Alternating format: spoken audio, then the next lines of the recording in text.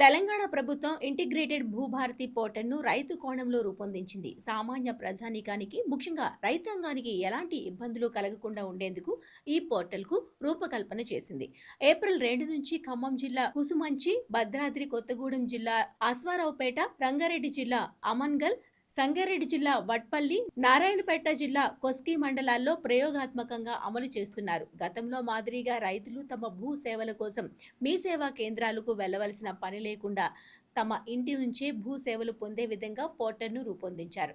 రైతులు తమ భూమి హద్దులు తేల్చాలని సర్వే అధికారుల చుట్టూ తిరిగేవారని ఇప్పుడు ఎక్కడికి వెళ్లకుండా ఇంటి నుంచే భూభారతి పోర్టల్ ద్వారా పొందవచ్చు. రైతు లాగిన్ అయిన వెంటనే తనకు ఉన్న భూమి వివరాలు కనిపిస్తాయి. ఎన్ని ఎకరాలకు సర్వే కావాలో కోరితే అందుకు సంబంధించిన ఫీజు ఎంత చెల్లించాలో కనిపిస్తుంది. ఫీజు చెల్లించిన తర్వాత ఆ వివరాలు ఆ గ్రామంలో ఉన్న లైసెన్స్డ్ సర్వేయర్ లాగిన్ కు వెళుతుంది. ఆ తర్వాత 2 రోజుల్లో ఆ రైతు భూమికి ఆనుకుని ఉన్న రైతులకు నోటీసులు జారీ చేస్తారు. తర్వాత 7 రోజుల్లోపు సర్వే తేదీని సదరు లైసెన్స్డ్ సర్వేయర్ ఖరారు చేయడమేగాక సర్వే కూడా రోవర్లతో పూర్తి చేస్తారు. దీనిని సిస్టంలో నమోదు చేశాక అది మండల సర్వేయర్ స్క్రూటినీకి వెళుతుంది. ఆపై మండల తహసీల్దార్ ఆమోదం పొందాక దరఖాస్తుదారైన రైతుకు ఎల్పీఎం భూదార్ నెంబర్ల కేటాయింపు జరుగుతుంది. ఈ వివరాలు భూభారతి పోర్టల్లో కూడా నిక్షిప్తమవుతాయి. సర్వే పూర్తయిన తర్వాత సర్వే మ్యాప్ను జనరేట్ చేసి భూభారతి పోర్టల్లో అప్లోడ్ చేస్తారు.